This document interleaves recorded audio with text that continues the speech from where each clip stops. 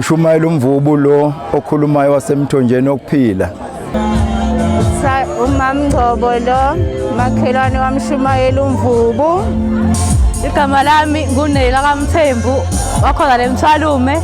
Igama lami nguNokubonga ngwakaZuke kodwa ngidume ngelikabonga. UMamthembu lo oshadele kaKhoza. Siyambonga uNkulunkulu unyazi lezulu yaze siza kukhulunywa ngalo. And just like kuyi-corona nje kodwa thina siyaqhubeka nokusonta cause ethi inkonzo ayivalile asikho emaholidini ne-corona coronavirus asivalanga guys siyaqhubeka thina siyasonta uNkulunkulu siyamkhonza zonke iy'nsuku. Sizizwa namhlanje nje si-happy kakhulu. Isabathana namhlanje alikaze lifane namanye amasabatha. Kumnandi nje unyazi noma lathe asonte emadokodweni. Kumnandi wona amadokodo lawa silindile izwi lonyazi. Ngifuna ukukhuluma ngendaba yokuthi kunabantu abangekho la abangayifuni futhi lento esiyenza la bathi thina siphula izwi likaShembe njengoba sisonta kanje. Nazaretha ingcwele sihlangene ngendaba enkulu kaShembe unyazi lwezulu. uShembe wathi asonte emakhaya, uRamaphosa wathi akuhlalwe endlini. Ngelinye ilanga izinto ziyojika. Hayi ngimsaba kabi uhulumeni. Siyabonga ithuba esiliphiwe ezulwini. Uyabona bezobheka ezofaka idlo. Sorry ngane yakwethu. Lalela nje ukuthi kuzosontwa phezulu into elizayo, uyeke phansi yonke lento yakho, hamba isonto.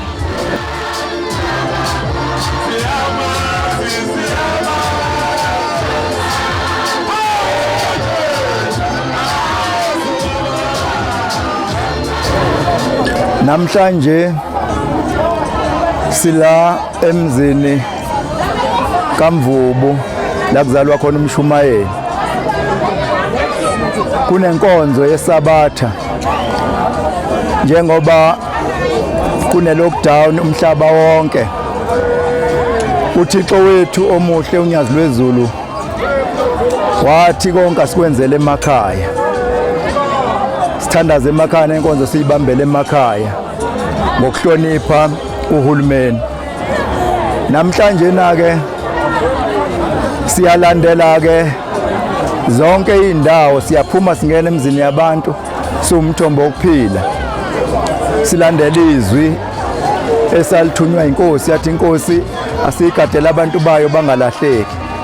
Sibagadile-ke abantu benkosi ukuthi bangalahleki kulesikhathi se-lockdown. Siphuma singena emzini yabantu, amasabatha sesiwenza emzini yabantu. Senza inkonzo emzini yabantu ngoba uNkulunkulu wethu esimlandela unyazi lwezulu alikaze lube ku-lockdown. Luyasiphilisa khona kuthiwa ku-lockdown, liyasivikela ezingozini, liyasivikela ezifweni, liyasivikela kuwo wonke amadimoni angadla impilo yethu. Nathi-ke sibona ukuthi asingahlali, asulubabaze unyazi siphume singena emzini yabantu. Khona imizi egulwayo kuyona ebelingatholakala ithuba lokuba kiyiwe kuyona.